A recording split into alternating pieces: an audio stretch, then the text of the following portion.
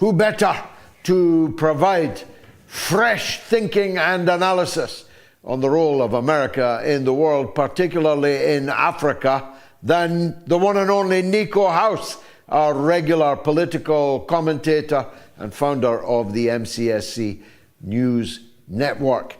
Nico, I really wanted to talk to you this week because it's a difficult subject, this, for me as a white man to raise. But I saw this House Negro, head of AFRICOM, a black African American, threaten to kill the great leader of Burkina Faso, Captain Ibrahim Traore. And it made me so mad, I reached out for Nico House for a point of view on it. Did you see it? And what do you think of it? Yeah, absolutely. First of all, let me say congratulations, George, on all the success that you've been having. It's well deserved. I mean, from the guests to the topics that you cover, I feel like it's not really that many people giving so much diversity. And I know that Piers Morgan is trying his best to copy you, but you know, it doesn't quite hit the same when you're not as dedicated to the truth as a presenter as you are. So let me just say congratulations on that. And yeah, absolutely. I saw Lingley's comments about Ibrahim, how he's supposedly using the gold reserves to provide his own private security.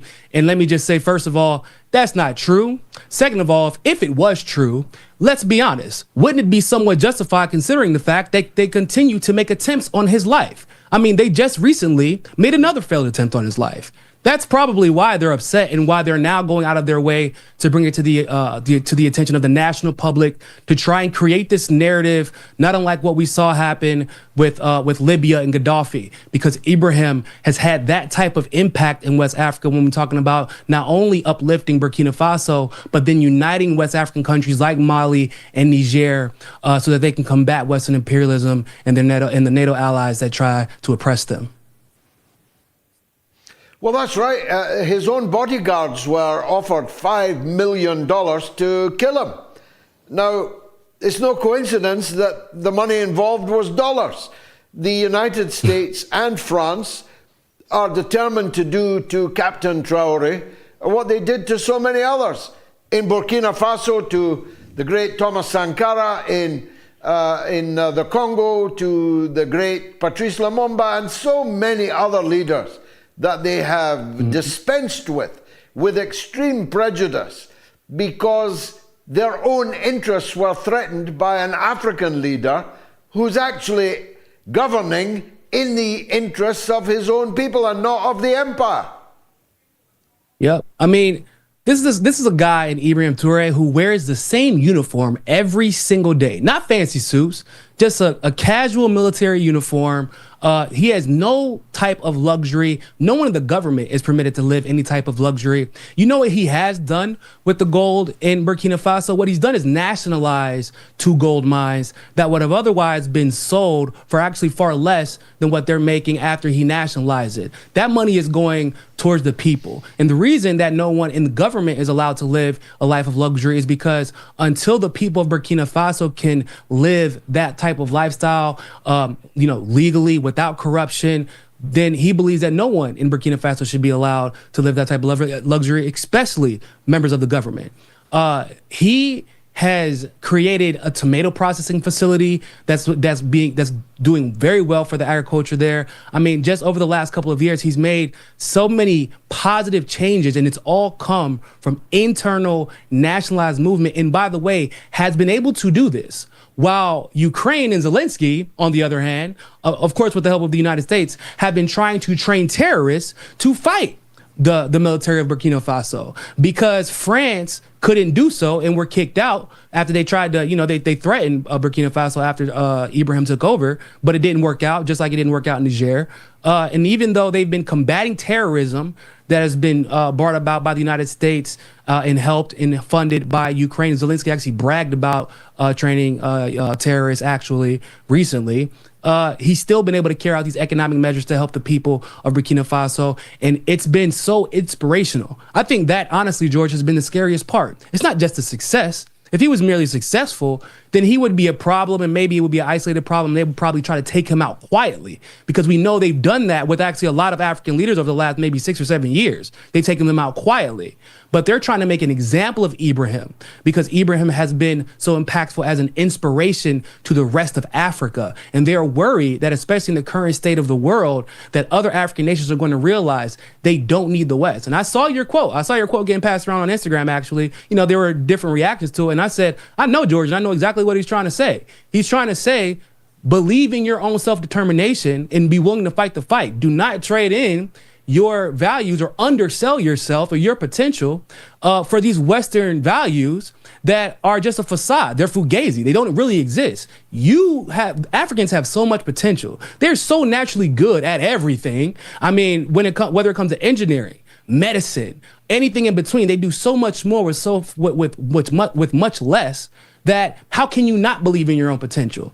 I was telling people, I'm like, telling Africans, don't sell yourself short. And I understand how the message can, be received the wrong way because of you being white. But I was saying it doesn't matter if he's white; he's telling the truth. Because I know other Africans like David Huyeden, who reports from Nigeria, who feel exactly the same way.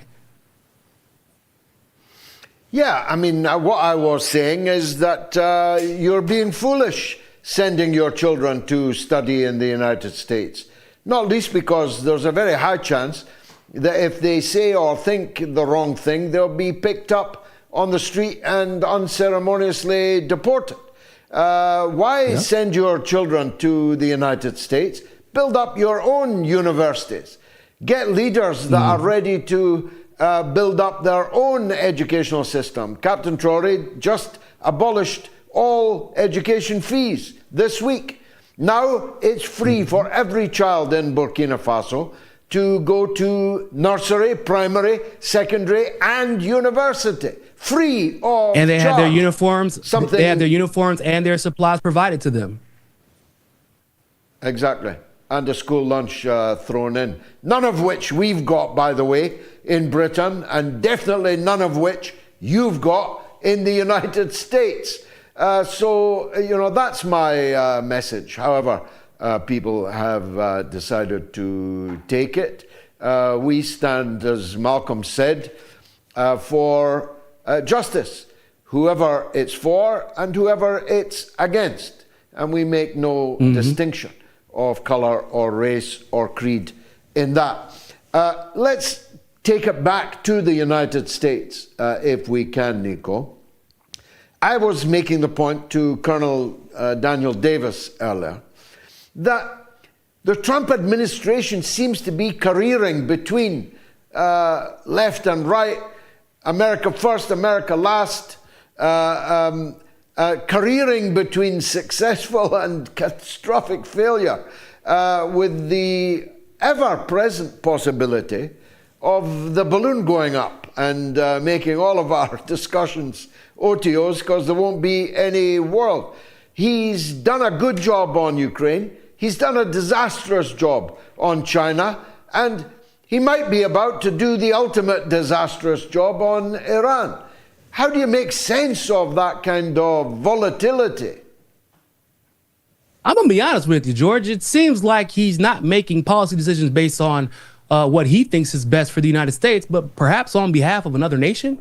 I don't know, maybe Israel, perhaps. I don't know. It's a wild guess. But I find it funny that you say that, because I was watching another show earlier today, and they were talking about how they have to constantly, they get their production ready to do a show, and then Trump opens his mouth, and they have to throw everything out right before they have to record. Because, for example, just like you said with China, he's been waving his the American flag, talking about we're going to put tariffs on everybody, 145% tariffs on China, et cetera, et cetera. And then, what was it, yesterday or this morning, he came out and said, actually, it's not going to be 145%. We're actually going to come way down on these tariffs. And everything I just said yesterday is no longer relevant today. And that's been basically the summation of the Trump administration. Even when we're looking at the NIH, right? Okay. So the NIH, we thought that we're going to see a huge transformation, especially with the nomination of RFK Jr., except for he decided to put in raging Zionist as a director. And now if you participate in any type of protesting or boycott of Israeli products, they're going to pull your federal grant research funding for medical research. How are those two things even closely related? They're not. And it doesn't make any sense. It is directly in conflict with American interests. Because basically what you're saying is, like, if you protest genocide, we're not going to let you discover the cure to cancer. Like, that's ridiculous. Yeah, our friend Anya Parampil said that she was relieved when Kennedy got health because at least he couldn't bring Israel into that. But he has. He's made it a centerpiece. He thought that, right? We all thought that. No, we thought that, but the truth is, Israel. But that also illustrates how scary the times we're living in actually are, because now Israel can even infiltrate the National Institute of Health. George, the United States, every single institution in the United States has been bought off by Israel. How can you claim to be America first when Israel is? If Israel was forcing the United States to make decisions that at least moderately benefited U.S. citizens, then maybe I can understand it. But even what we saw in that signal chat, George, let us know that at the very top, even Trump's officials know that those decisions that we're making don't directly benefit the United States. They're hoping that maybe they'll benefit us on the back end. But in the immediate future, materially, they don't have any benefits. Us attacking the Houthis don't benefit us. Us funding this genocide really doesn't benefit us. Even overthrowing the Syrian government, it might moderately benefit us, but it's not really benefiting us as much as it's benefiting Israel so far. Attacking Iran does not benefit us. Not at this moment, not the way people might think it will. It would probably start a war that we can't win. I've already told people, I've been in the military, people. I've been in the U.S. military. Anyone with any relative knowledge of like operational knowledge would tell you, we invade countries we know we can beat. There's a reason we had to send Iraq to test Iran. There's a reason we keep letting, we'll let Israel do a pop shot at Iran, but then we'll tell them stop. There's a reason why after we assassinated Mossadegh in Iran told us exactly what they're going to do and then dared Trump to respond. Trump didn't respond. And it's because we cannot beat Iran, but Israel keeps testing them anyway. And it's going to be problematic for the entire world. And if Israel really does do an all-out assault on Iran, it will shake things up to the point where the United States will not be a superpower anymore. And that's going to be the consequences of the United States itself, because it's refusing to stand up to Israel for whatever reason. I mean, we can go from probably from the Epstein files to just Zionism in and of itself. But the reality is, if we don't get Israel in check, it doesn't matter who's running the administration at the time. We're all going to suffer. You mentioned the Epstein files. When are we going to see them?